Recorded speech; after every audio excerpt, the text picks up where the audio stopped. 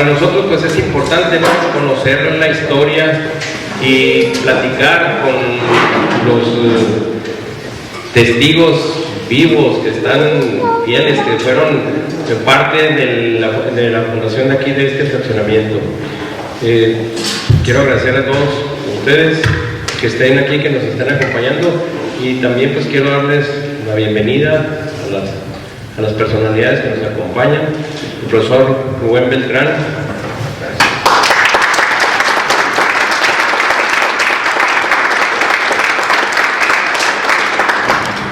Él es historiador. Está también el doctor Carlos Ochoa Ortega, que fue director de la Facultad de Zootecnia y fue también rector. Cuando se hizo la notificación de granjas, él jugó un papel muy importante en eso, ¿no?, en la división que se hizo de este terreno. También está el doctor José Gonzalo Ríos Ramírez, que fue también director de la Facultad de Zootecnia y también conoce bastante. Ahorita lo van a escuchar cuando esté presentando. También el doctor Manuel Sosa Cereceros, que fue presidente de Granjas, también ¿qué podemos decir? Una gran labor que hizo al frente de la mesa directiva en aquel entonces, y muchas de las cosas que tenemos aquí, pues ha sido a lo largo de todos. Ahí están los presidentes que han pasado por aquí, pero él también jugó un papel muy importante.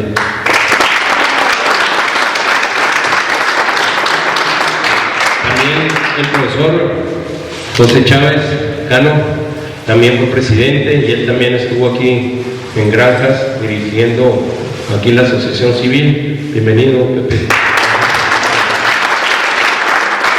Y también nos acompaña Ernesto García, el secretario de la asociación civil, de la mesa directiva.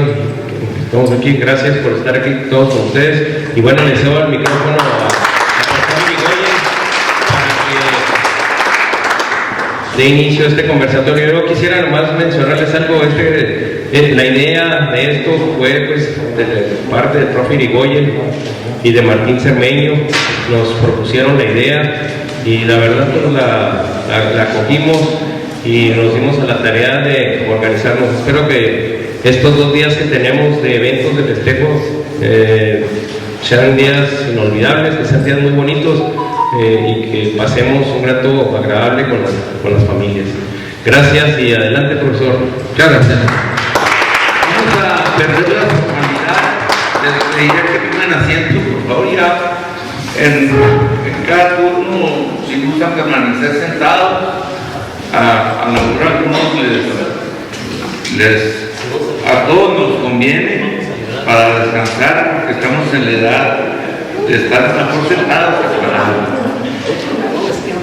La idea de hacer estos ejercicios es dejar la formalidad de las conferencias, los discursos, y meternos en conversaciones más profundas, más interesantes acerca de los temas que nos interesan. En este caso, la historia de ese fraccionamiento que le hemos llamado un lugar ideal para vivir, y que realmente los que estamos aquí, la mayoría vecinos, lo estamos disfrutando en grande, lo estamos recomendando en grande, y el ejercicio de hoy es conocer la versión de los expertos, los que saben más de nuestra historia, desde sus más antiguos orígenes, y para eso pues los hemos invitado para que escuchemos a los expertos.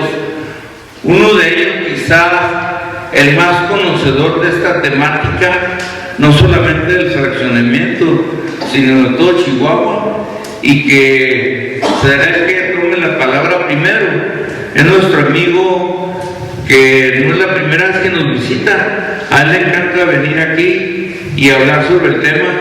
Invito a que tome la palabra el profe Rubén Beltrán Acosta, historiador. Él es el director del Archivo Histórico de la ciudad de Chihuahua, y aparte es quizás el más grande conocedor de la historia, no solamente del fraccionamiento, sino de la ciudad en su conjunto. Adelante, mi profe.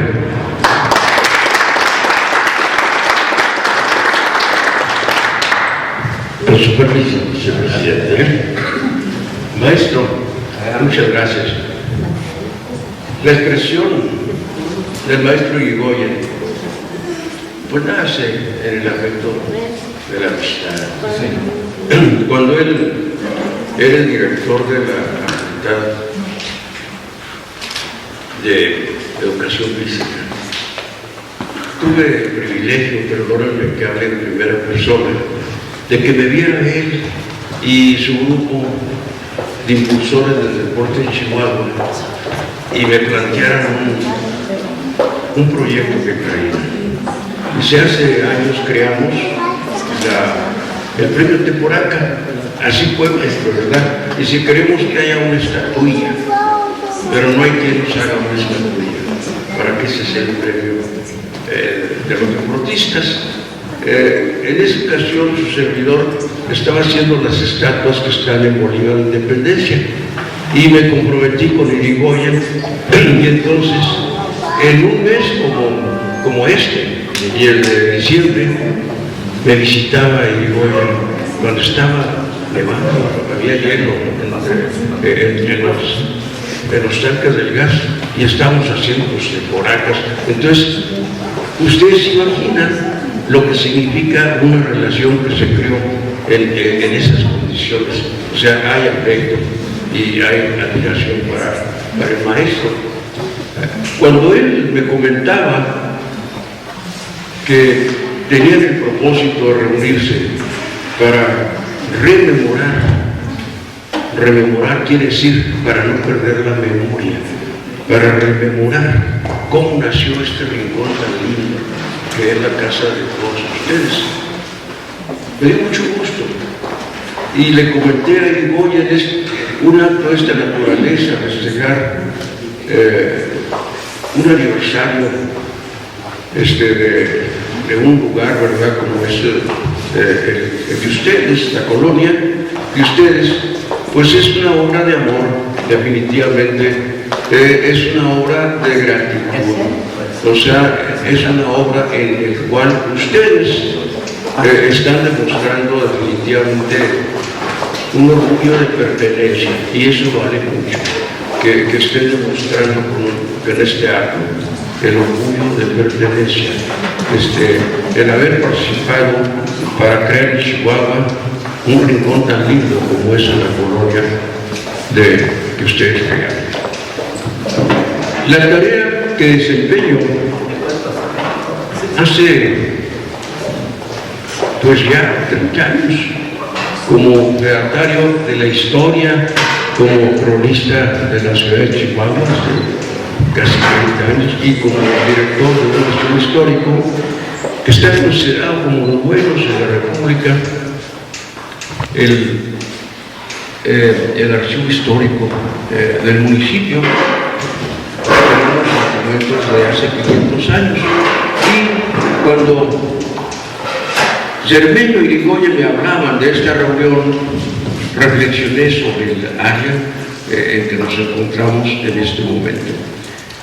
Fíjese usted, doctor, en el archivo histórico tenemos el único plano de la época virreinal de lo que es ahora Chihuahua, cuando era la villa de San Felipe.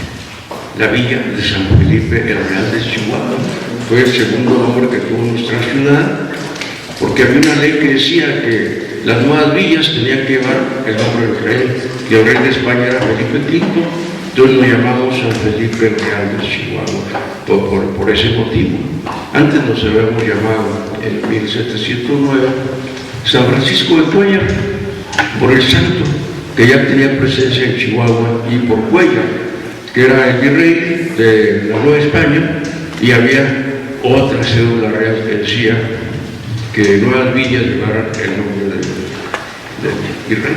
Por eso nos llamamos San Francisco de Cuellar, por el santo, por el virrey. El plano que tenemos en el archivo de mi cargo data de 1722. Es el único plano que existe de lo que es ahora nuestra ciudad de la época virreinal, que comúnmente llamamos colonial, erróneamente, porque realmente los revenos son virreinatos. El plano de 1722, y en el plano aparece este sector, aparece el Cerro Grande, con el nombre de La Cañada. O sea, al pie del Cerro Grande había un hermoso manantial que ya se acabó prácticamente. Y en ese hermoso manantial llegó a haber haciendas de beneficio. Encontramos, cuando estudiamos el área, todavía graseros, o sea, las natas de los pueblos de condición primitivo, ahí al pie del Cerro Grande, que se llamaba, como les digo, La Cañada. En ese lugar, en el archivo histórico, encuentro que el padre de Luis Terrazas, ahí tengo la documentación de él, su testamento, que el padre Luis Terrazas era el dueño de toda esa área. O sea, que el gobernador Luis Terrazas ahí custodiaba en esa zona. Posteriormente encuentro en nuestra historia el lugar donde nos encontramos antes de 1910. Pancho Villa le compró a un compadre este terreno en que estamos, un área mucho más grande, que en aquel tiempo que él la compró se llamaba La Boquilla, Rancho La Boquilla. Pero ya cuando Pancho Villa se hizo el dueño, les digo poco antes de 1910, entonces ya empezó la gente a llamarle Rancho Boquilla de Villa, el nombre original, La Boquilla. ¿Qué es lo que hacía Pancho Villa en esta zona en que estamos ahorita? Lo que hacía era tener el ganado. Él tenía varias carnicerías en Chihuahua. Existen los documentos en el archivo de cuando él hizo gestiones para tener una carnicería. Y cuando se hicieron los tratados de Juárez que le dieron fin a la revolución, tengo un documento maravilloso donde Pancho Villa inmediatamente pide al gobierno que le dé permiso para ser introductor de ganado. Fíjese usted, doctor, cuando estudio esos documentos, llego a pensar, Pancho Villa, de no haber sido lo que fue, habría sido un excelente empresario, porque toda la etapa que ve un empresario ganadero extraordinario. O sea, al firmar los tratados de Ciudad Juárez, que le ponen término a la primera etapa de la revolución, Villa inmediatamente pide que le den autorización de ser introductor de ganado en el rastro. Ya tenía cuatro carnicerías, una de ellas por el rumbo a la Peña. Entonces él traía su ganado aquí, a esta parte, donde era La Boquilla.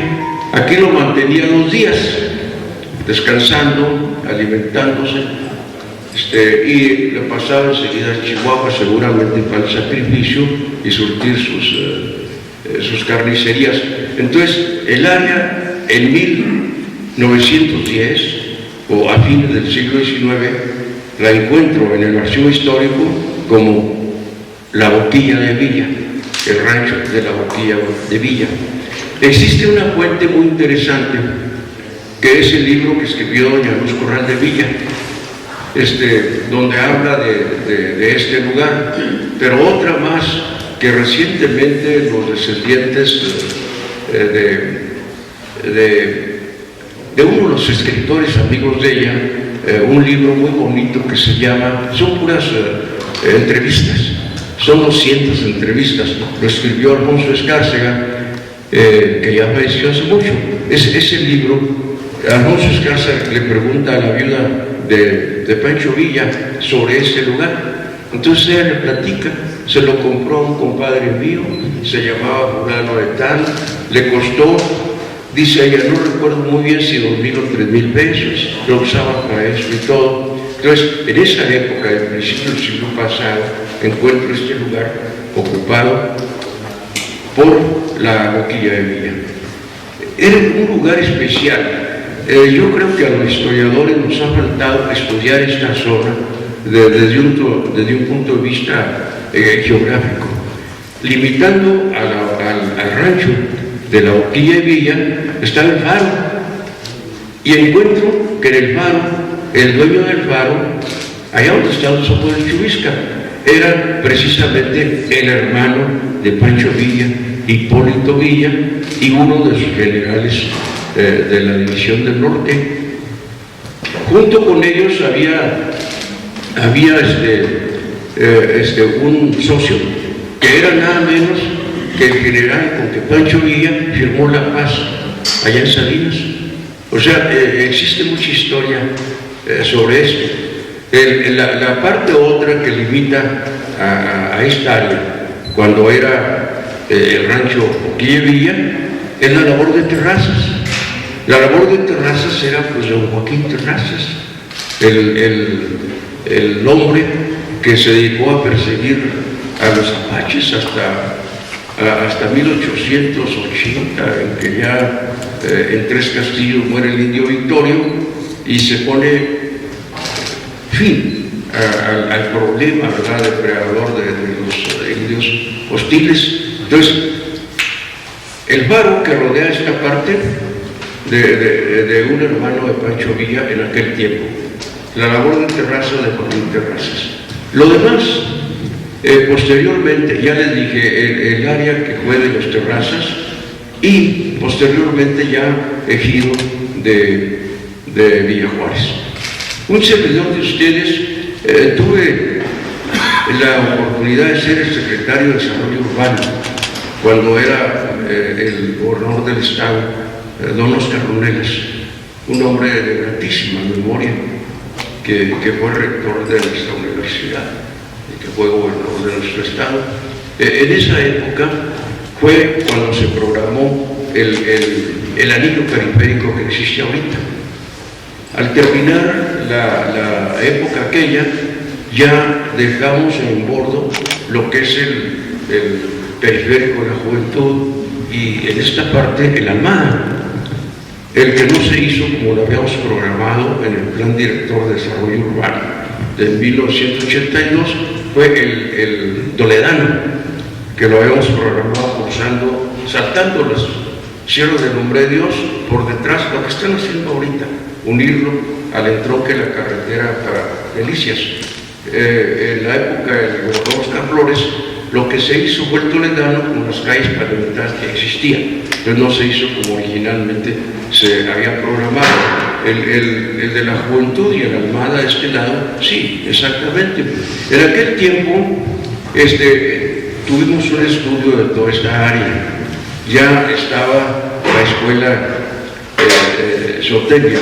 La escuela para mí, perdónenme otra vez, hablar en primera persona, la escuela para mí tiene un especial cariño, doctor, porque aquí estudió mi hijita mayor. Él fue el maestro de mi hijita mayor. Doctor, qué orgullo saludarle, ver. Y él fue el maestro de mi yerno. O sea, mi yerno venía becado por Loea a estudiar la maestría en ciencias. Ya ustedes tenían la maestría en ciencias. Y entonces, aquí se conoció con mi hija. Y terminó la carrera y me dio el susto de mi vida, se la llevó. Hasta un lugar del Ecuador, que es de los más bonitos del mundo, de los más altos, al pie de Chimborazo. Usted ha estado al pie de Chimborazo, en Río Jordán, doctor. Y sí lo ha visto despejado. Cuando usted ha estado en la nieve de Chimborazo, pues considerando del centro arriba, es lo más alto del continente americano, incluso la Concagua. Entonces, el Chimborazo es un patriarca, que siempre está bien, un patriarca con las barbas de plata, que escaló Humboldt cuando subió, pues deja sus escritos, y luego Bolívar, cuando Bolívar escaló el Chimborazo, yo creo que usted conoció eso, el poema que escribió Delirios sobre el Chimborazo, que usted lo puede leer en internet, el poema que escribió Bolívar cuando subió allí el Chimborazo. Bueno, Zootecnia para mí tiene pues motivos de verdadero amor, porque ahí está involucrada mi familia, mi hija mayor. Después de la época en que les he estado comentando, el lugar fue transformado, empezó a tomar otra dimensión en los años 40, en 1940-42, cuando era gobernador. ¿Quién era gobernador en los 40? ¿Quién? No. Foglio. Cuando era Foglio el gobernador, antes de Roy Chávez, él programó hacer el psiquiátrico, le decíamos la casa Luz. Entonces en esta área surgió la Casa Luz y enseguida el Tribunal para Menores. Más arriba de la Casa Luz estaba el Tribunal para Menores.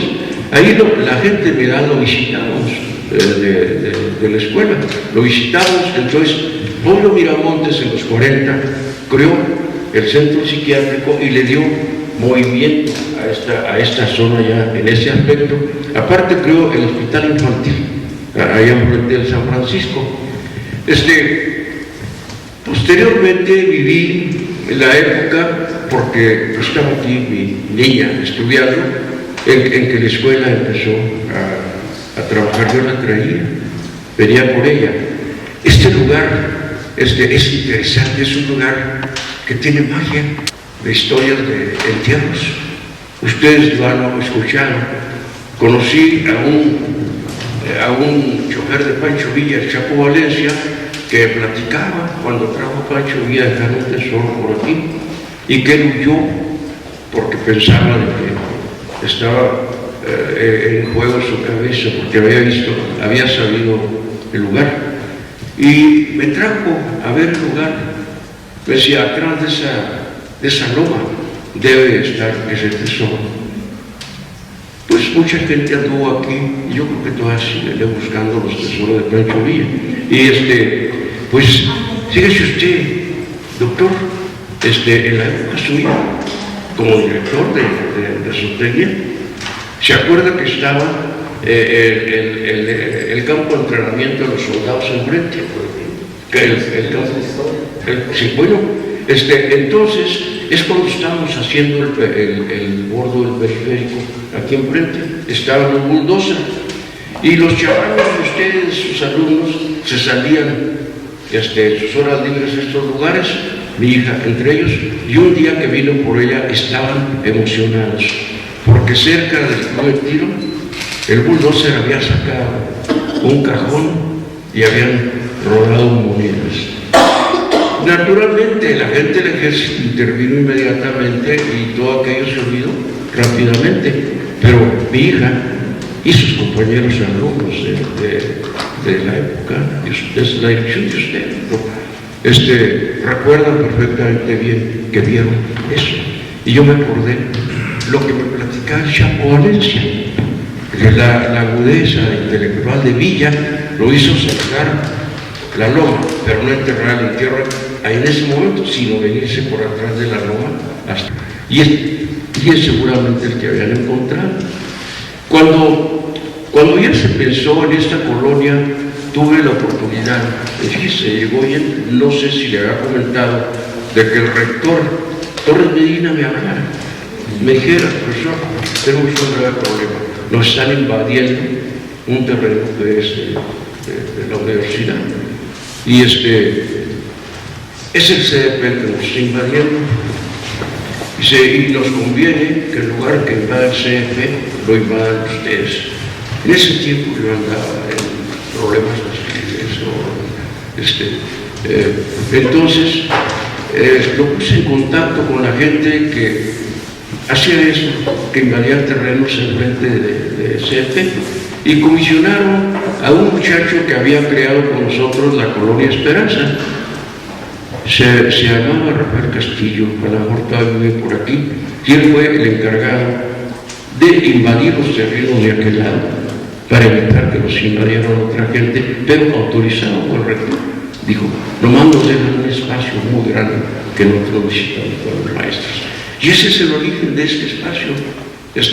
Me tocó tratarlo con Torres Medina. Ahorita que veía yo al señor presidente primero que tuvo la colonia, ya falleció, lo recordé ahí en el despacho de Torres Medina tratando cosas ya de estos terrenos. Todavía no se piensa, desde luego, en lo que es hoy esta belleza, este rincón hermoso. Esto se consolidó definitivamente y surgió ya en la época suya, doctor. Lo que les hablo es la época de las invasiones y los terrenos y cómo la universidad logró salvar de que este lugar y todos quedaron invadidos por siempre. Irigoyen, ya hablé demasiado. Qué bueno que me invitaron. Para mí estar con estos señores que son merecedores del respeto de todos los chihuahuenses, para mí es un honor, definitivamente, y más aún cuando hay por medio para este lugar y Zootecnia, motivos de verdadero amor. Muchas gracias por la invitación.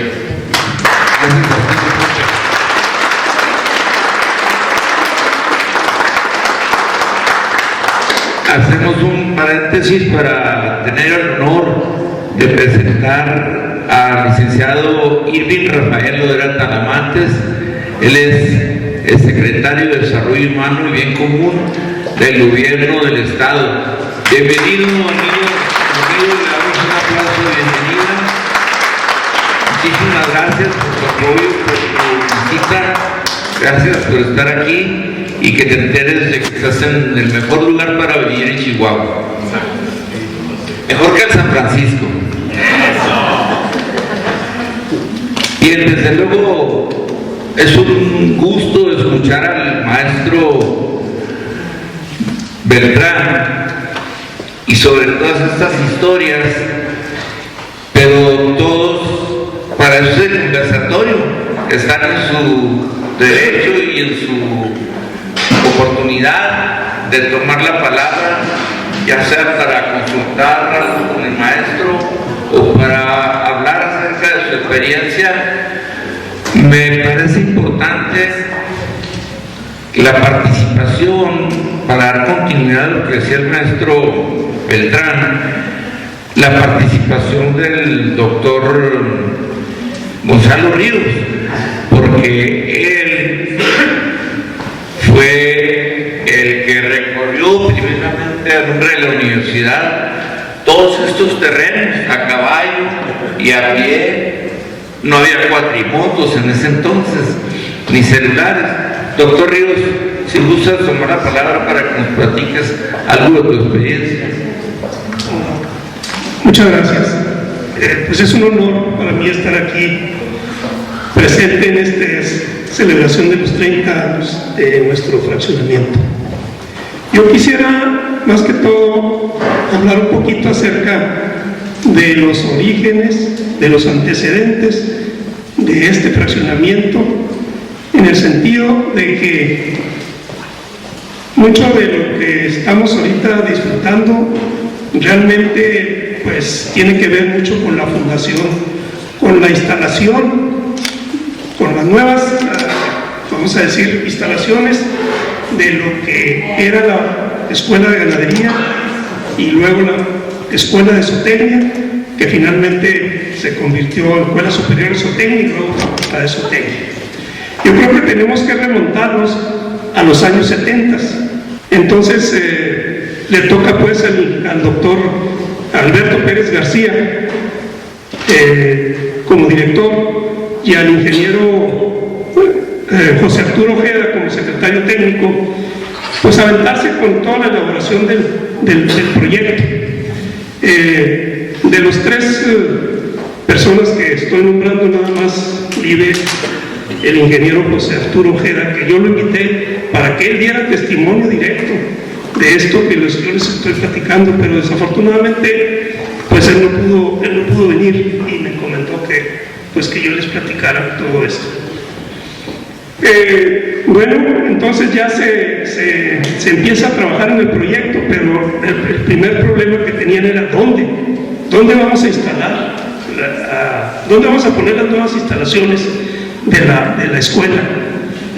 En ese año, en el 71, por ahí, estaba como alumno de la escuela el ahora ingeniero Ignacio González Tejeda, que era, ya murió, ¿verdad?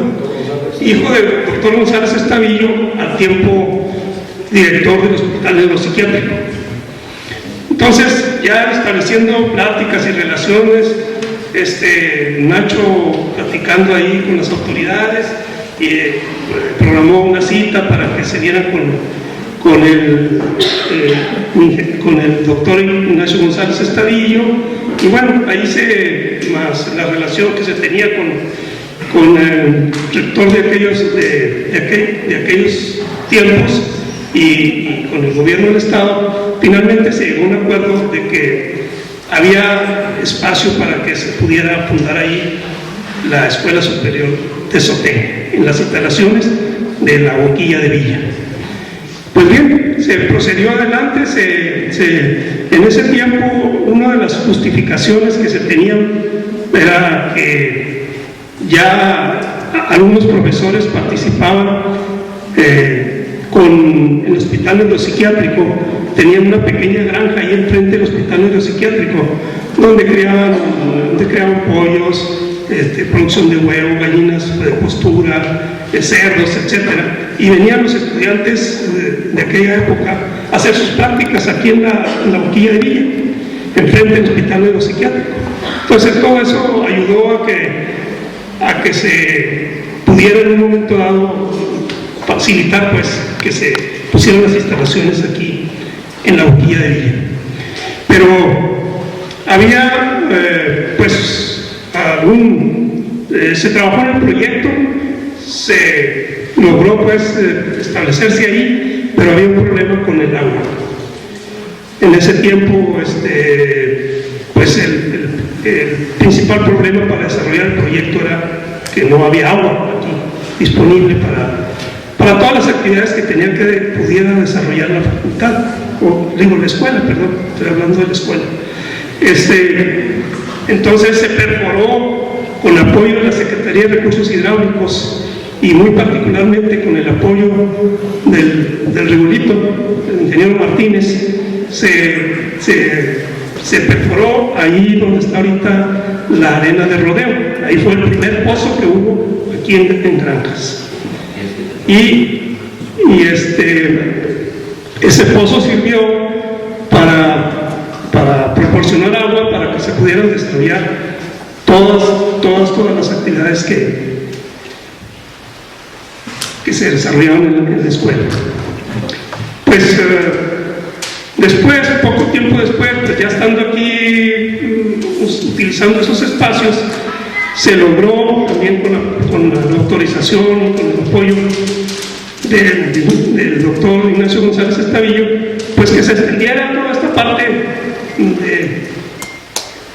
de lo que eran propiamente las instalaciones, para que se pudiera aprovechar para pastar un poco de ganado que tenía la escuela, y se dio la autorización, y así es como nació el predio, lo que nosotros le llamamos el predio ganadero de la Facultad de Zootecnia. Aquí, aparte traíamos igual, así como platica ahorita el maestro, traían ganado de TCH, de canoas, de los ranchos de la universidad, y aquí los pasteaban un poco y luego de ahí los pasaban a los corrales de engorda.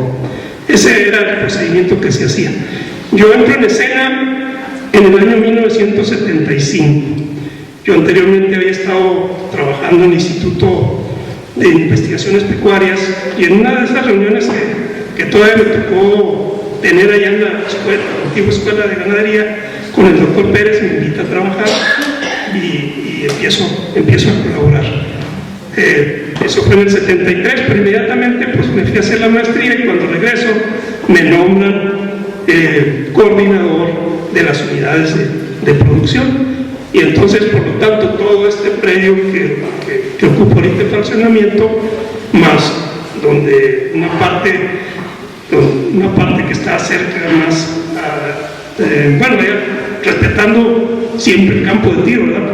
Porque éramos muy respetuosos del campo de tiro, pero toda esa parte la estuvimos nosotros de alguna manera utilizando y sobre todo protegiendo. Entonces a nosotros nos tocaba pues manejar el ganado, teníamos ganado bovino y teníamos cabras. Entonces pues el Benito, ¿sí recuerdas a Benito? Que salía a pastorear, ¿ustedes se acuerdan de Benito? Era el que salía a pastorear las cabras. Y Manuel Pérez, que es el papá de Manuelito Pérez, que vivía aquí en esta calle, me tocó a mí contratarlo para que fuera el vaquero del premio. Entonces teníamos todos los arneses, no teníamos instalaciones aquí, entonces teníamos todas las monturas, los arneses y todo. Ahí, enfrente del hospital psiquiátrico, nos prestaron un cuartito para que ahí guardáramos monturas y todo. Entonces íbamos, pues seguido, casi todos los días íbamos, cuando teníamos dos caballos. Teníamos un caballo, fuimos al charco con Manuel Pérez y conseguimos otro caballo y lo trajimos para poder salir los dos a campear a todas las instalaciones. Entonces nos tocaba ir a arreglar cercos, que nos tiraron los cercos y ahí nos tocaba campear. Yo tengo dos, antes de pasar el micrófono, porque la siguiente parte le corresponde mucho al doctor Carlos Ochoa, y yo tengo un par de anécdotas. Este terreno, toda esta parte que va a la calle principal hasta las terrazas, por un lado, ¿no? Por este otro lado, donde está ahorita el otro tramo de carretera, era un terreno sumamente difícil de manejar.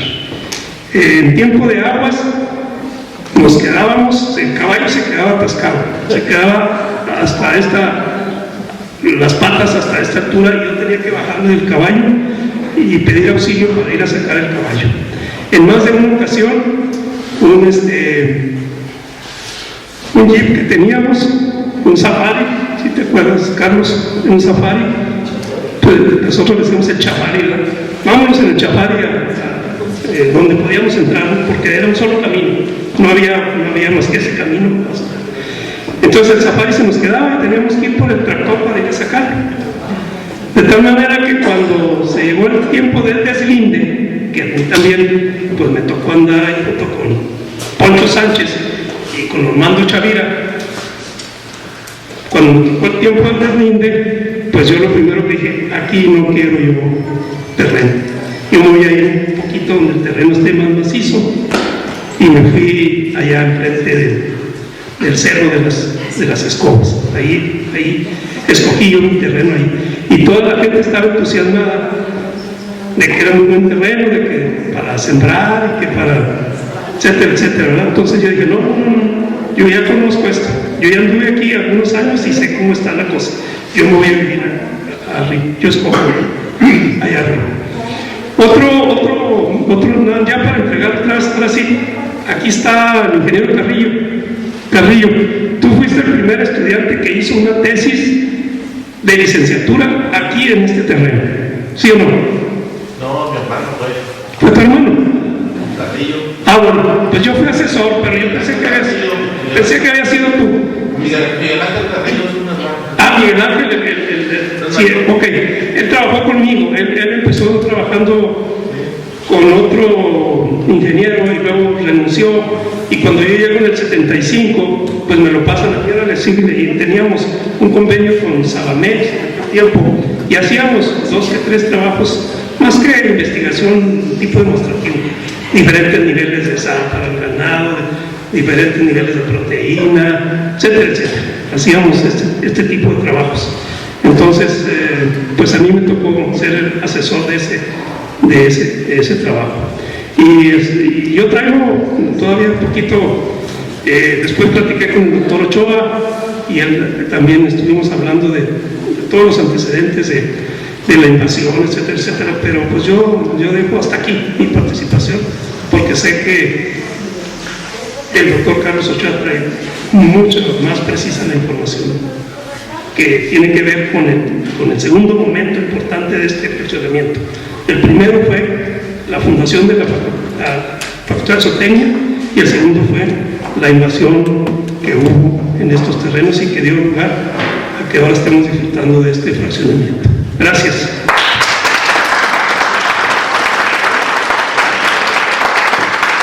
Pura historia, interesantísimo escucharlos. Antes de cederle la palabra al doctor, comentarles que también aquí está otro histórico, que es Pepe Chávez. Se le dieron momentos cotidianos muy simples, muy sencillos. A mí me asignaron, por suerte, que si quería un terreno en Zootecnia, y ya ven que si te da, pues agarra, ¿verdad? Le dije a Pepe, el director administrativo, pues asignenme un terreno ahí en Zootecnia. Y en el plano que tenían en ese entonces, me puso, mira, este es un lugar privilegiado, porque está la entrada, la entrada a la derecha. Dije, pues ese, asígnenmelo. Pero cuando vine a verlo, era enseguida de las vías, abajo de unas torres de alta tensión. Entonces dije, no, pues como que no, y cerca de alguna colonia que se sabía que había muchos vagos. Y le dije a Pepe, hazme el favor, reubícame. Y Pepe, como era presidente en ese entonces, amablemente me reubicó a otro lugar, ya donde ahora estoy, que es le dije, dame la parte más lejana. Y me puso, pues el más lejano es el doctor Villalobos, que había sido director de la facultad, pues enseguida de Villalobos. Y ahí tiene su casa, sus órdenes, en la privada, la carpa 4403, es la última casa, la penúltima casa de la ciudad de Chihuahua, hacia el sureste. Doctor, adelante, gracias Pepe por eso, también a la hora de... Doctor. Nomás una aclaración, que el interruptor fui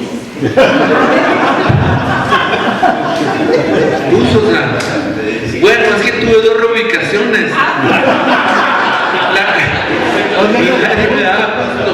Le digo que eran cosas cotidianas. La primera reubicación ciertamente fue ahí frente a las terrazas. Y le dije, no quiero nada que ver con las ánimas y con esa colonia. Entonces, reubícame, le pedí al maestro Sosa y al profe, que en paz descanse, era el profe Silva, y me hicieron el favor de ponerme en el último lugar, enseguida el doctor Villalobos. Cosas cotidianas que forman parte de la historia de nuestras familias y de todas las familias que vivimos aquí. Adelante, doctor. Perdón. Gracias. Pues me da mucho gusto estar con universitarios. He tenido la gran oportunidad de convivir con todo el escenario de la universidad, en lo cual tengo experiencias muy grandes, muy grandes. Y llegué a la rectoría y se preguntaban algunos, y los comentarios en los medios, un zootecnista de rector. Los zootecnistas tienen que andar peleando vacas, era la versión, ¿verdad? Entonces había que ponerle cierto entusiasmo y en ocasiones campotear el vendaval, ¿verdad? No, pues ustedes, los que las vacas, pues un que otro güey también lo puede manejar. Así es que no hay problema. Bueno, pero me voy un poquito a la fundación de la Escuela de Ganadería. Fue de las primeras que se formó aquí en la universidad, junto con ingeniería, medicina y farmacia. Y fue ganadería. Y egresaron técnicos ganaderos. Yo creo que muchos de nosotros, la oportunidad de conocer a muchos técnicos ganaderos, fueron excelentes. Era después de la primaria, de la secundaria, eran 3 años de técnico ganadero. ¿Verdad? Excelente. Ya tuvimos la oportunidad de entrar cuando era ganadería y zootecnia. Ganadería y zootecnia, no ingeniero zootecnista. Ganadería y zootecnia. Entonces entramos. Yo fui de las primeras generaciones en entrar a ingeniero zootecnista. Fuimos la cuarta generación. Tuvimos la fortuna de excelentes maestros. Y se hizo una combinación para nuestra formación de médicos veterinarios y ingenieros. ¿Se oye bien? ¿Se oye bien? Sí, se oye bien. Ah, ok. Bueno, los maestros médicos veterinarios, de los cuales les aseguro, por lo menos a Gonzalo, que guardamos gratos recuerdos de los médicos veterinarios que nos dieron la oportunidad de formarnos ahí como ingenieros zootecnistas. Y obviamente también ingenieros Samuel Cáliz, Alberto Pérez, por el químico Jaramillo, ¿verdad? Entonces se hizo una combinación muy ad hoc para formarnos. Yo salí de la cuarta generación de ingenieros zootecnistas. Fuimos 7 los egresados con ese título, ¿verdad? Pero fíjense que nos promovieron el interés de seguir estudiando, ¿verdad? Yo termino ingeniero zootecnista y en el 71 con beca de la UEA, porque no había conocido. Me voy a Costa Rica, a Turrialba, a un centro de investigación de excelencia, ¿verdad? Regreso el 73 y es lo que mencionó Gonzalo, que ya me encontré el proyecto para cambiarnos de donde estaba ubicado la Escuela de Ganadería y Zootecnia, ¿verdad? Aquí, a Boquilla de Villa. Y en lo cual tuvieron una participación que fue definitiva Samuel Cáliz, Pepe Ojeda y Alberto Pérez. Ellos 3 gestionaron, como ya mencionó Gonzalo, ¿verdad?, la oportunidad de que se cambiara para acá, zootecnia. Y pues ahora sí, recursos, también consiguieron los recursos. En laboratorios de primera, para lácteos, para carne, en fin, para una formación muy integral de ingenieros zootecnistas. Pero luego, ese interés que nos inyectaron en esa época los maestros, continuamos estudiando. Gonzalo se va a Estados Unidos, a Nebraska, yo me voy a Inglaterra y así, otros se van a otras universidades y formamos un equipo de excelencia, puro doctorado, ¿verdad? Entonces, obviamente, ¿qué representó él? El que ubicamos a la Escuela de Zootecnia, Facultad de Zootecnia, ¿verdad?, que hay un antecedente que se los quiero comentar. Cuando yo regresé de la maestría, ¿verdad?, un maestro de contabilidad de la Torre, que falleció, ¿verdad? Estaba queriendo formar la maestría en contabilidad. Entonces me invita un bar en lo que ahora es el súper, ¿verdad? Ahí había un bar. Pues ahí nos juntamos y salió el proyecto para el posgrado de la Facultad de Contaduría y Administración. Fue la primera. Bueno, pero ya decidimos nosotros en zootecnia, ¿verdad? Y ya les digo, con esta formación de recurso humano, nos permitió ubicar a la Facultad de Zootecnia como de las mejores en el ranking de facultades a nivel nacional, ¿verdad? Yo regreso de Inglaterra, pero tuve la gran suerte de encontrarme a una persona allá haciendo el doctorado, ¿verdad? José Sarukar. Llegó a la rectoría de la UNAM. Yo llegué a la rectoría de la UACH, pero otra, yo creo que le suena el nombre, Rafael Rangel, un paranaense, que sacó su doctorado en Wisconsin, pero luego rector del Tecnológico de Monterrey. Entonces a mí me permitió hacer mancuerna con ellos, ¿verdad? Y darle un gran impacto, porque yo platicaba con ellos cómo lo estaba haciendo el pueblo de Monterrey, cómo lo estaba haciendo el UNAM. Sarukar vino aquí a visitarnos algunas veces, vino el presidente de la República, Carlos Salinas de Gortari, ¿verdad?, que nos apoyaron. Total,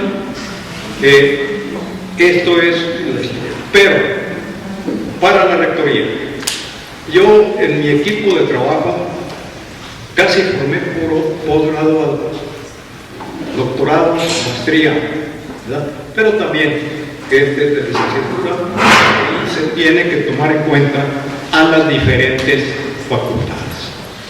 Aquí está mi profe Irigoyen, que sabe lo que hicimos por la paz. ¿Verdad? Está lo de siempre. Ahí le doy otro anécdota.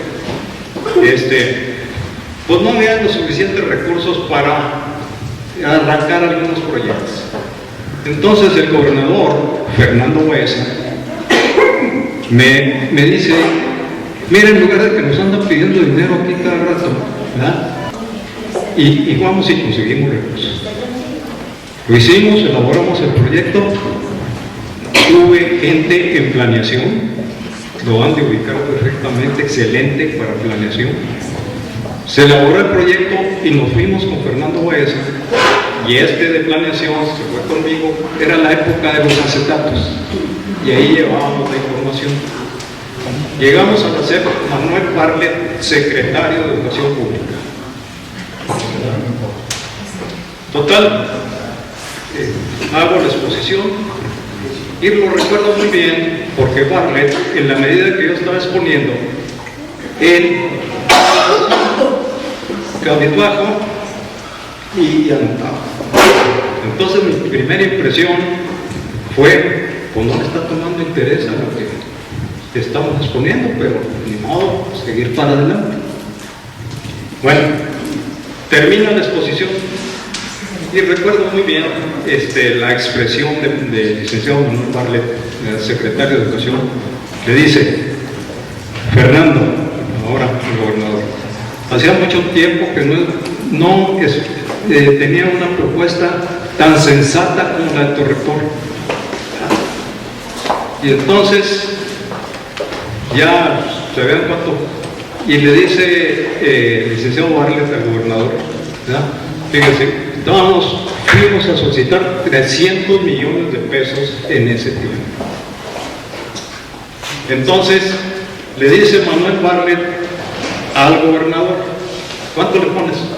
Pues le dice: pues órale, 50-50. Y aquí está mi profe Irigoyen, hicimos el centro de cómputo, radio, universidad, y en fin, se promovió investigación a todo nivel. Bueno, aquí va el otro, ANUYES, la Asociación Nacional de Universidades, ¿verdad?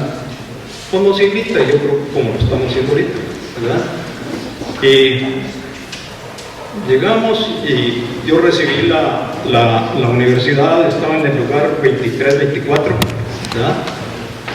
Y entonces ya en ANUYES, con la información que nosotros le proporcionábamos, daba el ranking y por lo tanto eran los recursos, ¿verdad? Total, mejoramos mucho la universidad, ¿verdad? Presumir después de recibir 20 y tantos, ¿verdad? La dejamos como en octavo a nivel nacional, ¿verdad? Bueno, es importante que se conozcan todo este tipo de antecedentes, ¿verdad? Tenemos una universidad fuerte, tenemos una universidad que trabaja, ¿verdad? Y lo cual es muy importante. ¿Por qué? Porque ahorita los jóvenes requieren salir con un conocimiento diferente al que tuvimos nosotros. Ahorita es pura tecnología, pura tecnología. Tuve la oportunidad de visitar hace un mes universidades de Estados Unidos, particularmente en la zona de Seattle, Washington, Oregon, California, que tienen las universidades en más alto nivel, a nivel mundial, esas universidades. Y hay otras en el este, Harvard y todas esas. Bueno, y entonces es mi oportunidad de lo que están haciendo, pura tecnología para que salgan los jóvenes preparados. Pero me sorprendió el que están escogiendo a jóvenes latinoamericanos, ¿verdad?, que tengan esta formación, ¿verdad?, de los tecnológicos, del TEC de Monterrey, de la propia UACH y otras instituciones, y les están dando trabajo ya, ¿verdad? Ok, pues soñamos con tener una universidad un día de ese nivel, y se puede. Bueno, pero quise darles un antecedente de la cuestión de la universidad, cómo se logró y por qué, y hago referencia a lo que mencionó Gonzalo, por qué apoyaron a Samuel Cáliz, a Pepe Ojeda y en eso los más, porque ya veían el potencial que tenía nuestra institución. Bueno, llegué yo a la dirección aquí de la Facultad de Zootecnia.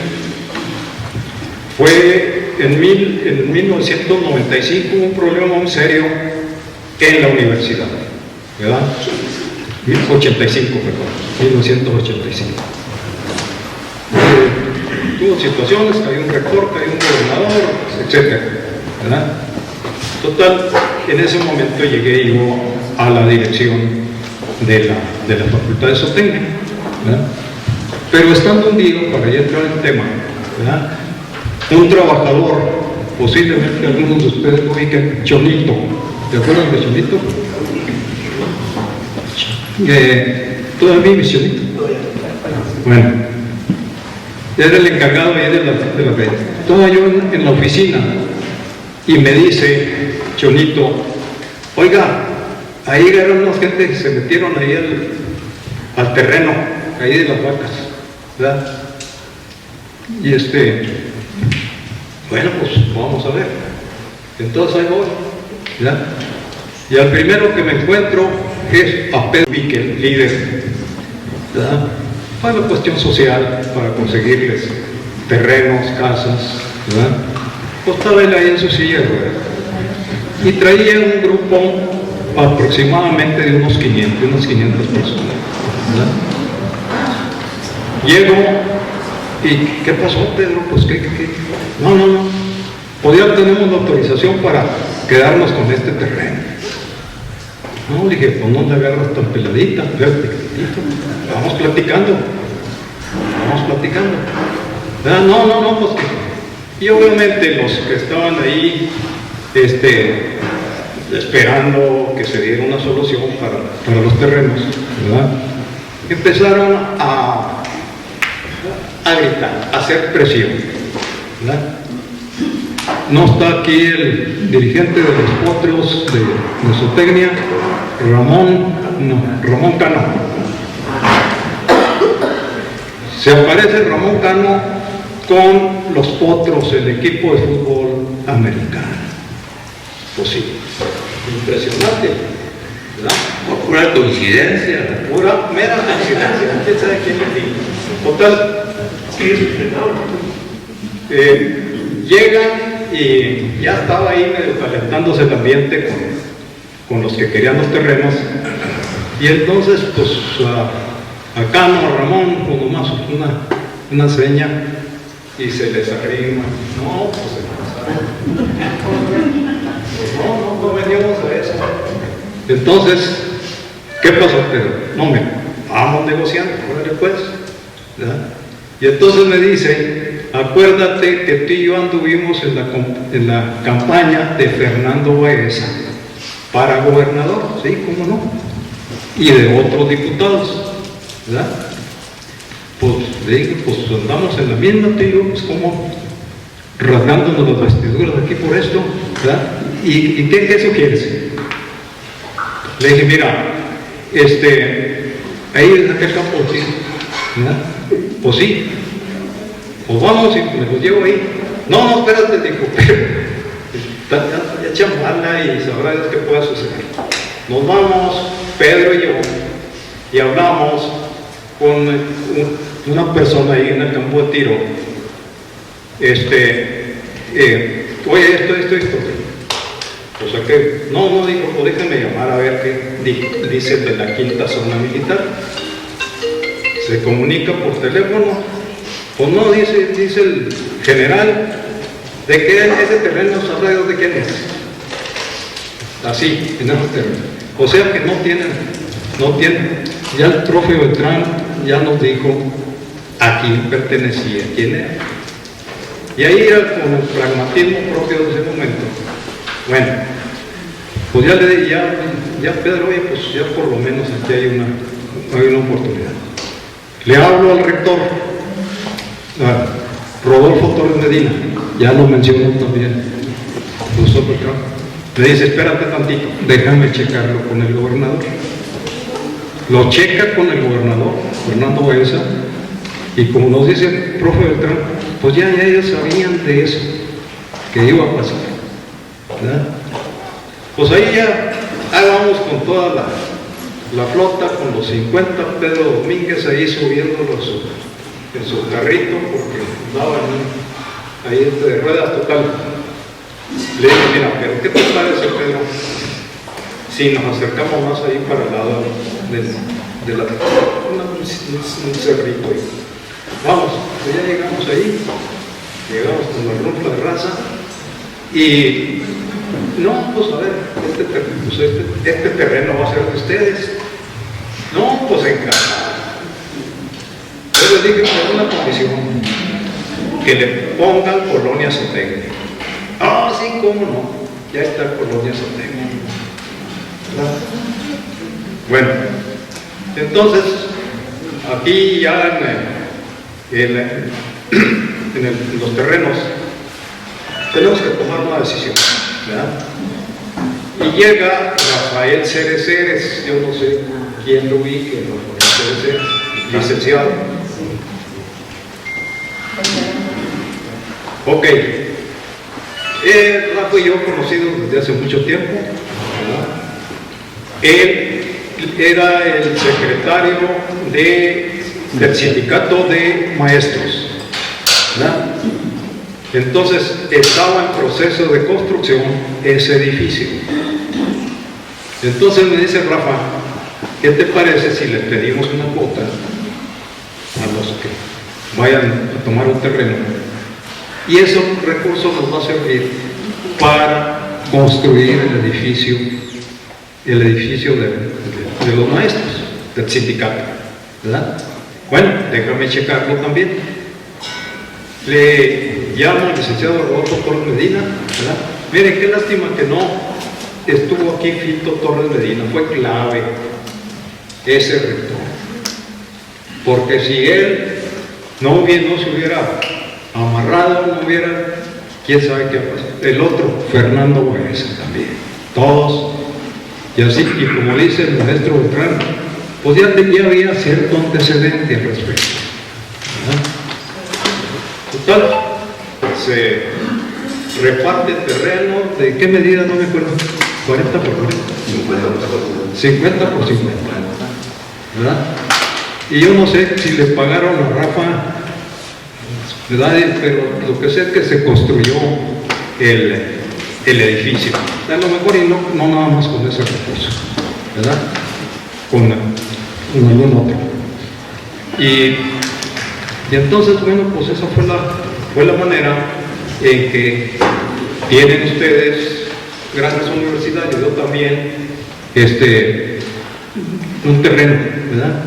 Nada más que yo quería otro espacio, ¿verdad? ¿Por qué? Porque tenía una engorda de ganado acá al norte de la ciudad, ¿verdad? Y ahí en ese terreno pues yo no iba a poder hacer nada, ¿verdad? Total, ya lo vendí, ese terreno, y ya me moví yo allá para la zona norte de la ciudad. Y ahí esos terrenos creo que lo tiene aquí en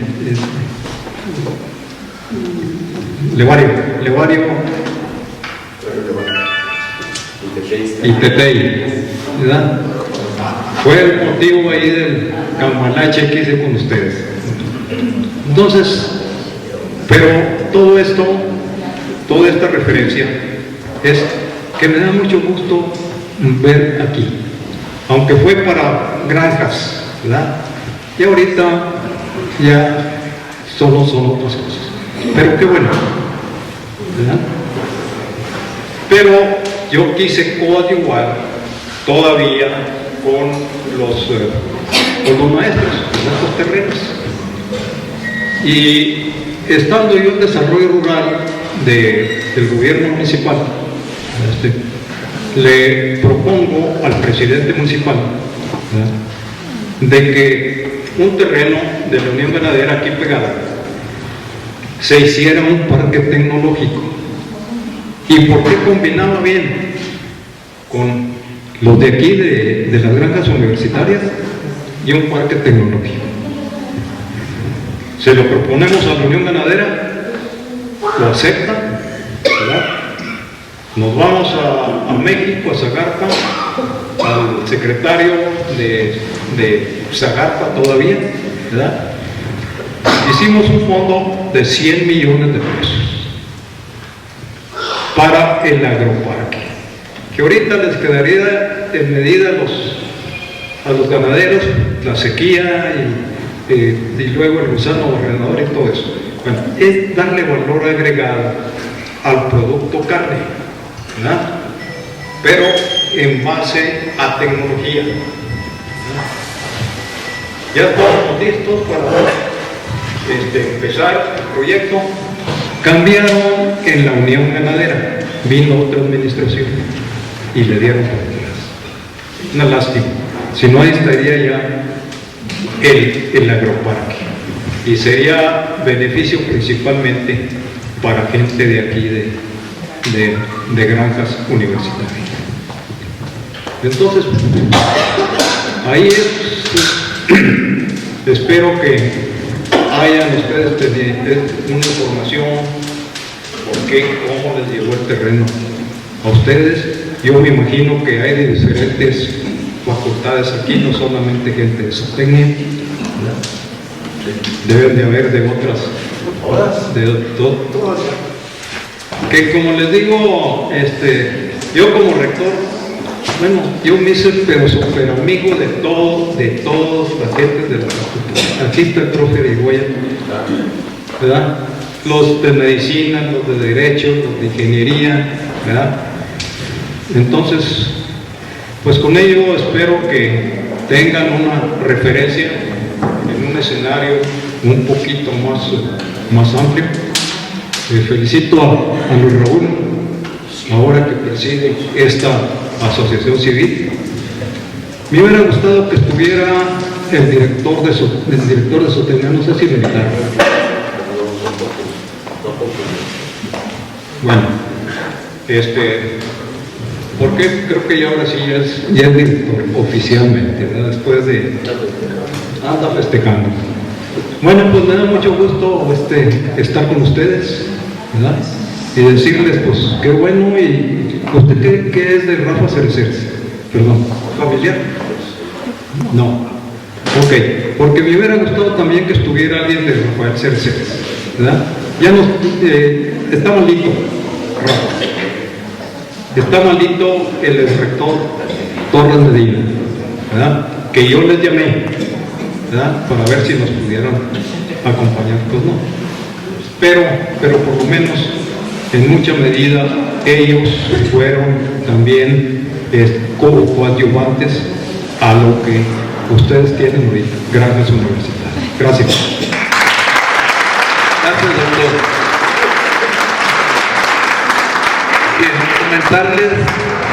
Comentarles que nos quedan algunos minutos porque tenemos que terminar a las 7:30.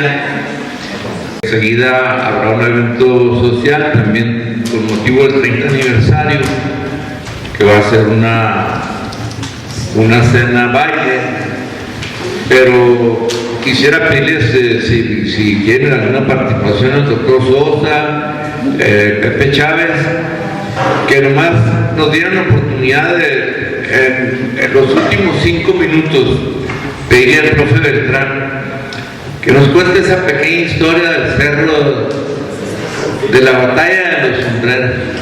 Sí, profe, antes de terminar. Adelante, doctor Sosa. Sí, bueno, buenas tardes. Pues ya yo sí les voy a platicar algo sobre ya la evolución del fraccionamiento. Hubo al principio, ¿verdad? Después de que el doctor Ochoa, que estaba en la facultad de director, y se formó un grupo de maestros, ¿verdad? Que en ese tiempo pues era liderado por el maestro Poncho Sánchez, que ya se nos fue, y el maestro Chavira, y él nos acompañamos mucho, el maestro Irigoyen, Noel, el otro maestro Irigoyen, Manuel, sí, andar midiendo aquí los terrenos, anduvimos midiendo los terrenos, y primero pues se repartieron, ¿verdad? El parte se queda con la mejor parte. Primero fue para los maestros de zootecnia y para los trabajadores, y después ya se fue invitando a todas las facultades, y a cada una de las facultades se les dio, como ven ahí por grupos, allá enfrente, en la entrada están los maestros de conta, la maestra Josefina, y luego así en cada facultad se les empezó a dar por grupos a los maestros, a los terrenos. Había bastantes terrenos, se hicieron 500 terrenos, entonces eran suficientes para todos los maestros. Sí. Así empezó la asociación, no como asociación civil, sino como un grupo de maestros, más o menos en 1984, para estos terrenos, después de la historia que cuenta acá el maestro. Ahí no sé por qué, pero pasaron a posesión de la familia Laguet, y en ese tiempo pues se hablaba mucho, vamos a negociar con los Laguet, pero los Laguet ya lo habían dado, o ya lo habían donado o cambiado por impuestos al gobierno del estado. Entonces cuando nosotros entramos, pues ya prácticamente los terrenos eran del gobierno del estado, que se los había dado en posesión a la universidad, pero sin papeles, sin escrituras, ¿sí?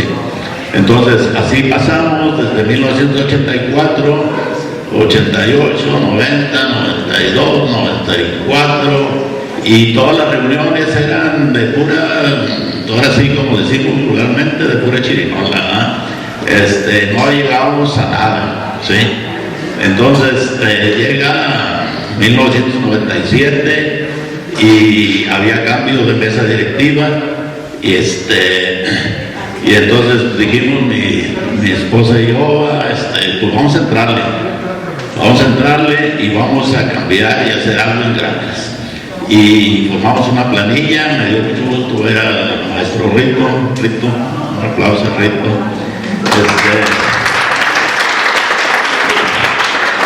Formamos una planilla, el maestro Rito era el vicepresidente, la maestra Lulú de la Vega, la tesorera, Pepe era de vigilancia, el profe Silva también de vigilancia, que ya se nos fue, el profe Silva, que trabajó mucho aquí, ¿verdad?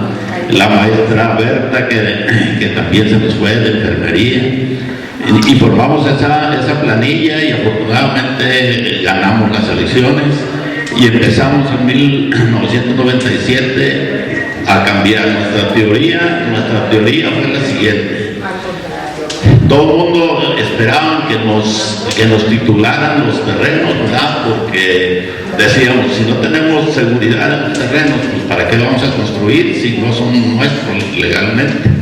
Y nosotros pensamos al revés, dijimos, bueno, primero vamos a hacer crecer el fraccionamiento y vamos entonces sí, a pedir al gobierno del estado que nos escriture los terrenos, pero ya cuando tengamos una infraestructura y una organización bien hecha, hay un momento aquí en la infraestructura. Entonces esa fue nuestra teoría. Empezamos con muy pocos, nos juntábamos 10, 15 ahí en los huizaches, ¿verdad? Y poco a poco, ¿verdad? fuimos primero empezamos con la luz eléctrica, pusimos la luz primaria, ¿sí? con unos recursos que nos habían dejado de todos los otros años, ¿verdad? Se pagaban 10 pesos de cuotas, casi no se juntaba nada. Y luego nosotros empezamos a formar la luz secundaria, ¿sí? Empezamos a pedir fiados los transformadores, pusimos 105 transformadores, ¿verdad? Para que cada terreno tuviera luz. Pusimos toda la línea de luz secundaria, había un pozo, estaba el puro hoyo del pozo, electrificamos el pozo, como ya teníamos la luz aquí en Granjas, pudimos electrificar el pozo, entonces ya empezamos a sacar agua.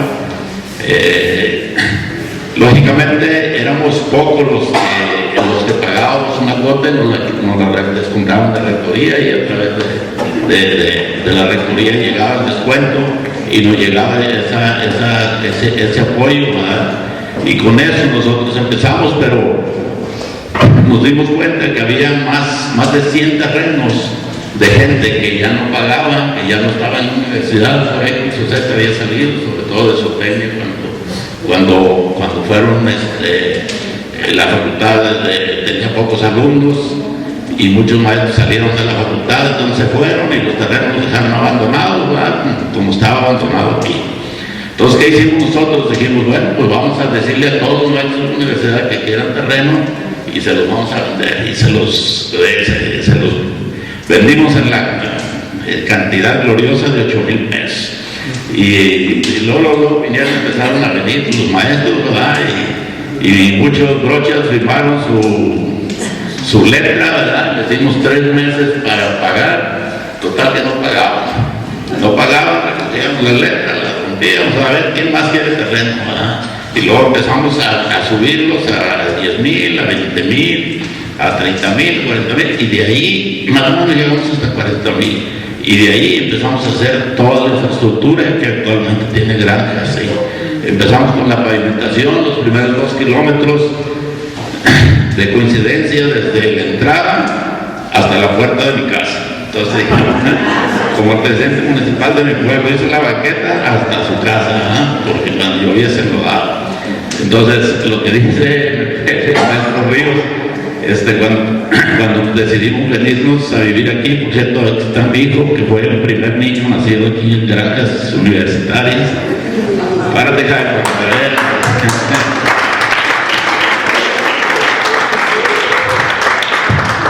Y desde entonces seguimos viviendo aquí, ¿verdad? Javi tiene 24 años, va a cumplir 25 años en marzo, ¿sí? Nosotros nos venimos cuando Sori estaba embarazada, entonces esa es la edad de Granjas Universitarias. Cuando empezamos, lógicamente todavía no teníamos la luz ni nada, ¿verdad? Teníamos una quinqués y todo este tipo de cosas, convivíamos con las víboras, ¿verdad? Y todavía, pero ahora de dos patas, ahora son más bravas, son más grandes, más bravas. Entonces, después ya teníamos el pozo, pero no teníamos las pilas. ¿Dónde vamos a poner las pilas? Hicimos dos pilas, una pila aquí arriba en el cerro, donde precisamente encontramos los restos de soldados de Pancho Villa.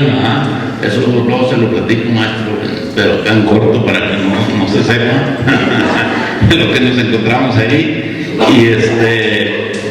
Y hicimos esa pila de 500,000 de litros de agua. Y después resulta que con esa pila no llegaba ya a los terrenos del maestro Irigoyen, ¿verdad? Y entonces dijeron, no, pues vamos a hacer otra pila en el otro cerro allá. Hicimos la otra pila también allá de 500,000 de litros. Pusimos la línea de 6 pulgadas desde el pozo hasta esta pila, ¿sí? Y ahí es donde se une, de ahí para allá pusimos una línea de 4 pulgadas de aquella pila. Entonces ya con esto ya teníamos agua en todo el funcionamiento. Después dijeron, bueno, ¿por qué no más puso porque nada más puso la carpeta asfáltica hasta su casa? Dije, bueno, pues es que hasta ahí llegaron los 2 kilómetros, pero podemos hacer otros 2. Le pedimos al rector, al ingeniero Franco, que tenía su sueño, nos prestó 240,000 pesos para hacer los otros 2 kilómetros. Hicimos los otros 2 kilómetros para hacer un circuito y que todo el mundo pudiera por lo menos salir. Preparamos a un grupo de vigilantes, ¿verdad? Les enseñamos artes marciales, les dimos chipote chillón, les dimos gases lacrimógenos y luego los poníamos a cuidar la puerta con una cadena ahí, ¿verdad? Porque no teníamos con qué tapar. Y ahí pasaba un carro y pues bajaban la cadena, pasaba un carro y levantaban con la cadena. Pusimos vigilantes aquí en el cerro Las Escobas, ¿verdad? Maltratamos un poco la historia de ahí, pero pues para que se viera, ¿verdad? Porque la gente del área de Sotengue pues se metía mucho aquí a los que vivíamos, ¿verdad? Tenía yo 2 pantalones de mezclilla y me robaron uno, ¿verdad? El otro porque lo traía puesto, pues no me lo robaron. Pero entonces, bueno, pusimos otra caseta en aquel cerrito de allá. Y ya formamos la vigilancia, les compramos una camioneta, y así fue como la gente empezó a tener ánimos y venir a construir aquí, ¿sí? Hicimos varios acuerdos. Por ejemplo, el sindicato se arrimó con nosotros y nos dijeron, oiga, queremos hacer una casa de retiro. Y dije, bueno, pues yo todavía no pensaba retirarme, pero dije, de aquí a que la hagan, pues a lo mejor ya me voy a retirar, pues por lo menos ya está la barda, esperamos que pronto esté la casa. Entonces la intercambiamos ahí en los Huizaches, el Tejabán nos lo pagó el sindicato, o sea que yo negociaba con todos, ¿quieres el terreno? Sí, ahora nos dieron ahí el Tejabán en los Huizaches. Y con eso ya teníamos un lugar para hacer juntas. Hicimos los baños de ahí de los Huizaches, hicimos la pila, empezamos a tener ahí toda esa parte, le pusimos luz, etcétera. Ya teníamos luz, ya teníamos agua, ya teníamos pavimento, ¿sí? Entonces la gente empezó a venir y empezó a crecer granjas universitarias, ¿sí? Y después nos dijeron, bueno, pues tenemos que hacerle como en el San Francisco, una bonita entrada. Hicimos la entrada, el arco, ¿verdad? Aquí el maestro Pepe la hizo de arquitecto y de ingeniero, y él fue el que dirigió la obra de ahí, ¿verdad? Y también hicimos las oficinas, y ahora pues ya hicieron unas oficinas muy nice, ya me da vergüenza las que hicimos nosotros, pero en ese tiempo estaban muy machines, ¿verdad? Porque pues, no había nada aquí. Entonces, hicimos también esa entrada, ¿verdad? Le pusimos ahí fraccionamiento universitario, porque granjas universitarias y había acá muy ranchero, entonces dijimos, no, vamos a poner el fraccionamiento universitario. Y luego empezamos a negociar con el gobierno del estado la escrituración de los terrenos.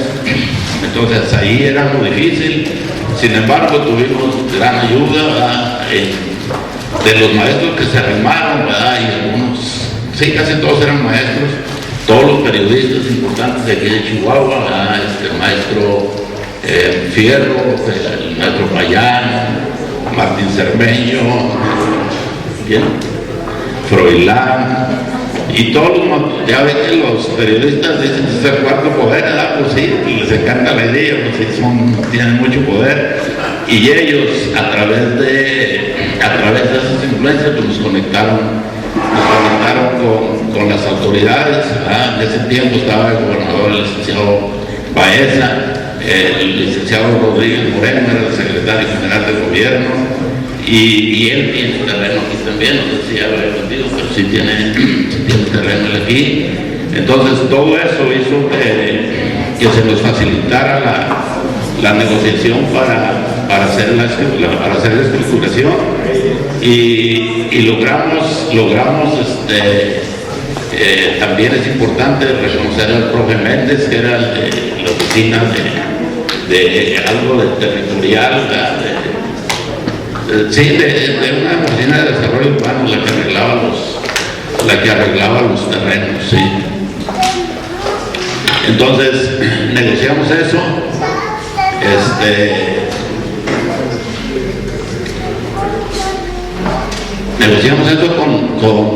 con el gobierno del estado, sí, y aunque no lo crean, pues, los terrenos pues, nos lo vendieron a un precio de 20,000 pesos, y las escrituras nos cobraron 3,000 pesos por cada escritura. O sea, los terrenos ahorita, para el que los quiera vender, ¿verdad?, que pues andan arriba de 1 millón, casi 1,200,000, 1,5 millones, ¿verdad?, los terrenos.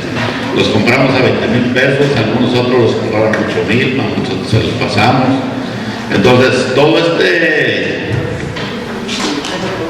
trabajo, ¿verdad?, lo hicimos en un periodo de 10 años, ¿sí? O sea, casi, digamos, me llamaba yo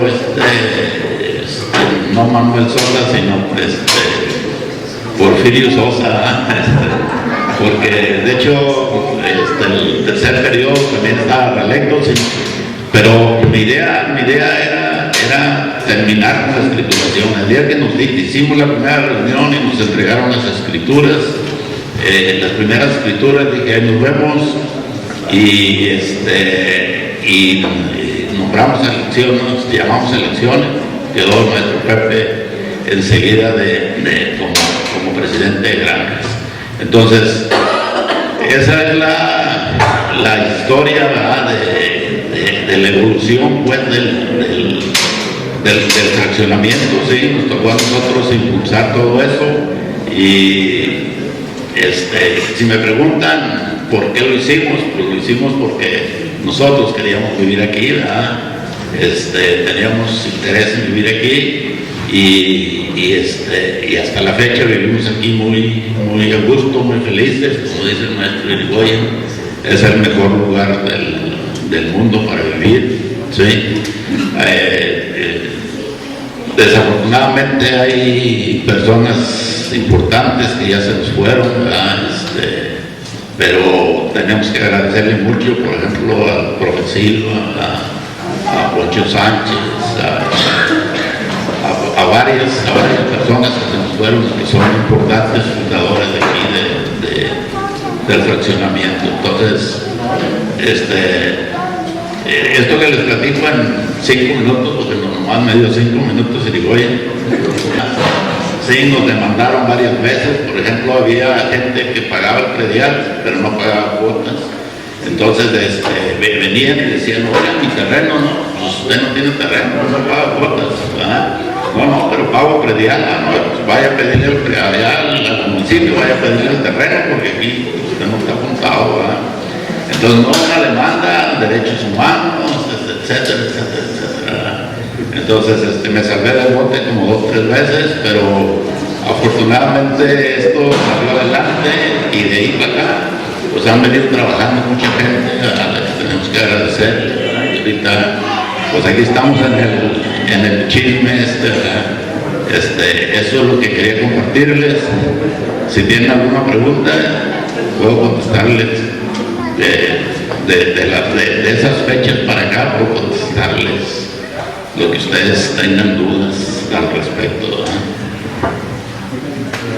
Muchas gracias, doctor. Doctor Como les decía, hemos limitado el tiempo porque hay otro evento ahorita a las 8, pero no podemos dejar de escuchar esta bonita historia del profe Beltrán. Antes de cederle el micrófono, me permito presentar al licenciado Mario Eduardo García Jiménez, director de Desarrollo Humano y Educación del municipio de Chihuahua, que viene en representación del licenciado Marco Antonio Bonilla. Bienvenido, licenciado.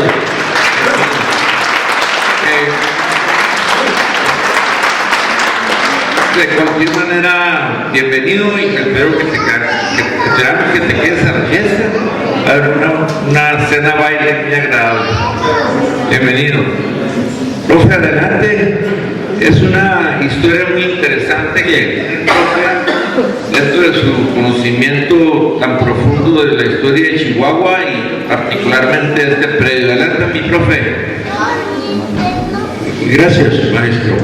Miren, en el panteón municipal de aquí de Chihuahua está un monumento y dice el coronel Francisco Villa a los héroes del Tecolote, de la batalla del Tecolote. Y la gente se pregunta, ¿verdad? Pues,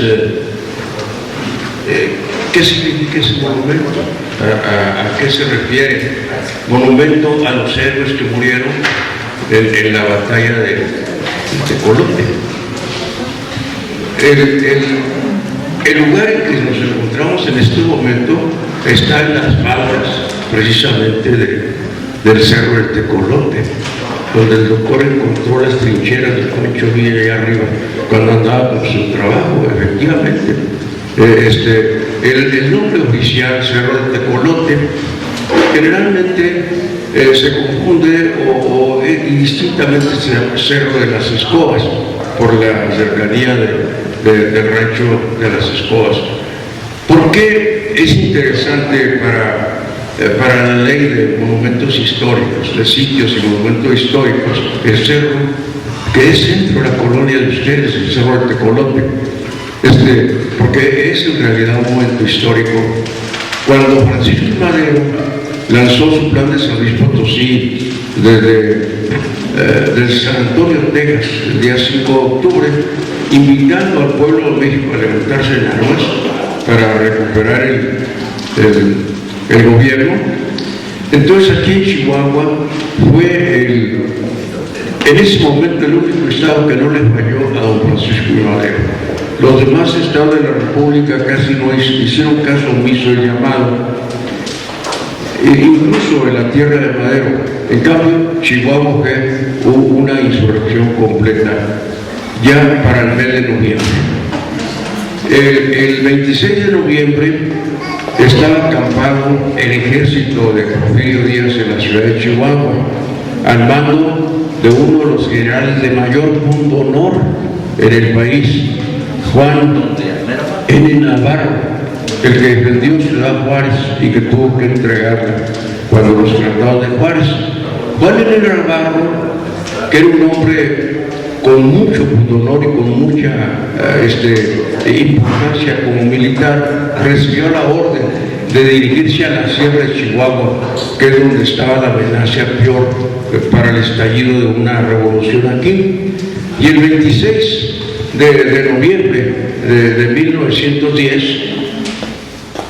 preparó todo su ejército con el mejor armamento para empezar la marcha con rumbo al municipio primero a Pedernales, luego a Guerrero, al municipio de Guerrero. Tenían calculado 200 kilómetros los que iban a recorrer. Cuando él preparó eso, cerca de este lugar en el que estamos, cerca de Santa Isabel, había un grupo de más de 200 maderistas que se habían organizado a raíz de que ya Pancho Villa había entrado a Riva Palacio y había tomado la hacienda de Riva Palacio. Entonces, ese grupo estaba muy cerca de este lugar. Mandaron gente a darse cuenta qué es lo que estaba sucediendo. Por informantes supieron que iba a salir el ejército. 750 soldados bien preparados y bien armados rumbo a la sierra.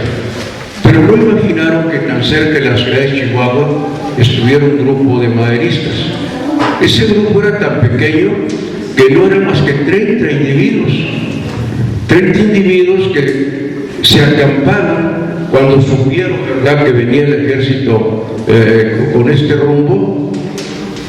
Más de 700 soldados se acamparon aquí en este cerro, que lo vieron como un mirador, como un lugar especial para empezar, dar la primera batalla que se registra, porque la que hablan en Guerrero para declarar la revolución de Cerro Prieto fue hasta un mes después. O sea, aquí fue esa primera batalla. Llegaron los militares el 27 de noviembre de 1910. No esperaban que en este cerro estuvieran acampados 330 personas. Tampoco esperaban que fuera un grupo tan pequeño. No sabían dónde estaban. Y al momento que estuvieron a tiro de cañón, empezó la balacera.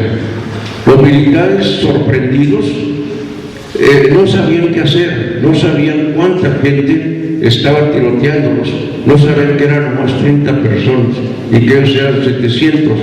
Y de hecho, dieron marcha atrás en cierto sentido. Cuando los que defendían el maderismo, aquellas 30 personas, estaban tiroteándose, llegó Francisco Villa, que lo habían puesto a cuidar allá en nombre de Dios. Había venido por el río Chubíscar, por el Palomar, y había llegado al escuchar las detonaciones, subió. Cuando ya el grupo que estaba aquí se había retirado rumbo al río, Pancho Villa traía 10 hombres, y con esos 10 hombres estableció otro segundo encuentro. Los federales no sabían cuántos eran. Al darse cuenta de los que habían realizado el primer encuentro, donde destaca el señor Gardea, Guadalupe Gardea principalmente, se vienen del río y empiezan a tirotearse otra vez en un segundo encuentro con los federales. Cuando se dieron cuenta que era imposible sostener ellos, que eran tan poquitos, un combate con más de 700 militares, optaron por retirarse, por huir. Pero el problema era cómo hacer para que los militares no se dieran cuenta cuántos eran. Entonces, el señor Gardea, don Guadalupe Gardea, tuvo una idea genial. Todos traían sombreros guaripas de paja, y entonces estaban las trinchas de piedra, que era muy común ver aquí en Chihuahua, definiendo los límites de los terrenos, que es donde ellos se escondían. Optaron, de acuerdo con la orden del señor Gardea, que todos se quitaran el sombrero y lo pusieran formaditos arriba de las trinchas de piedra. Los militares federales pensaron que ahí estaban, veían los sombreros.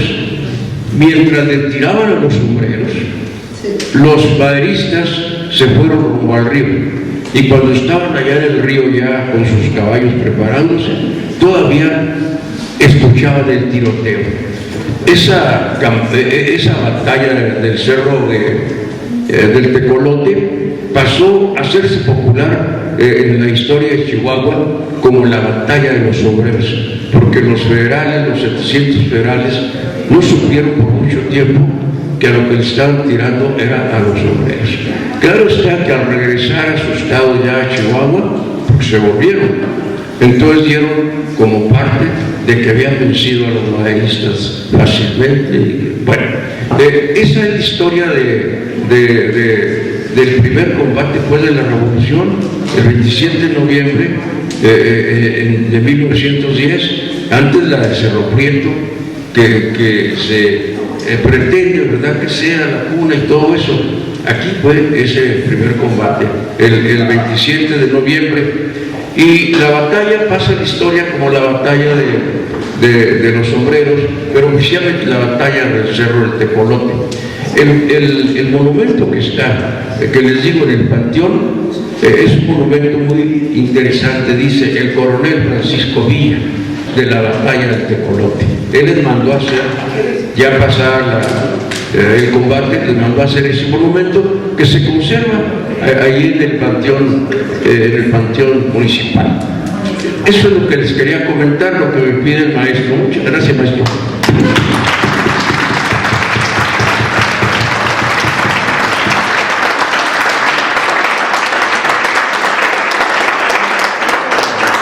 Antes de cederle el micrófono al presidente para que haga la clausura, le concedemos un minuto al doctor Ríos, que quiere agregar a los comentarios. Rápidamente, en menos del minuto.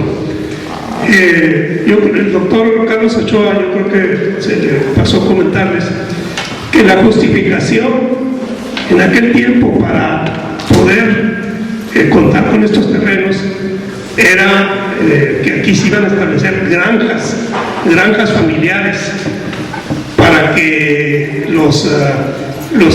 para que se pusieran, por ejemplo, gallinas, pollos, marranos, para lograr cierto grado de autosuficiencia alimentaria. Esa fue la principal justificación.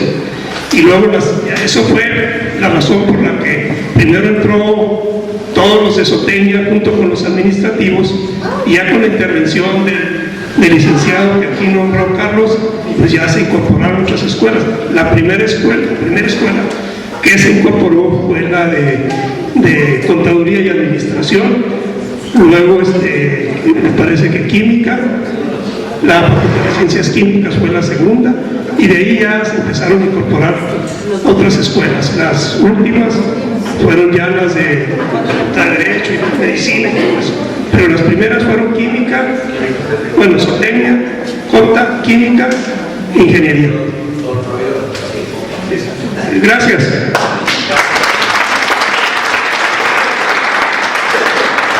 Gracias, doctor. Adelante, maestro.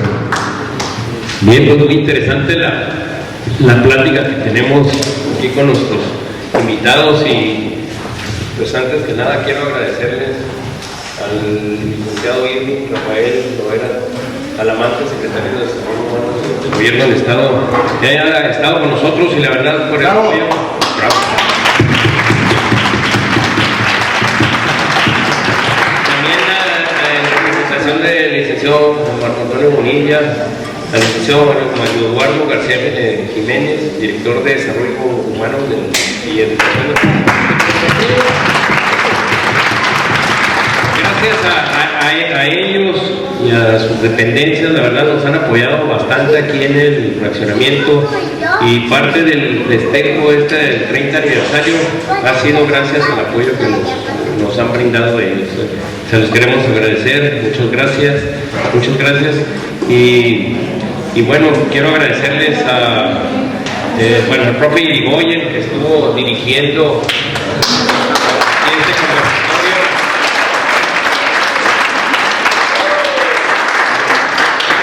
La presencia del doctor Ochoa, el doctor la verdad, los comentarios que nos hicieron, pues fue una verdad de lo que se hizo. Estamos grabando este evento y vamos a tratar de subirlo, a ver cómo le hacemos tecnológicamente para subirlo a la página del fraccionamiento, para que lo tengan todos los que no pudieron venir por alguna causa, pero que quede algo histórico, ¿verdad?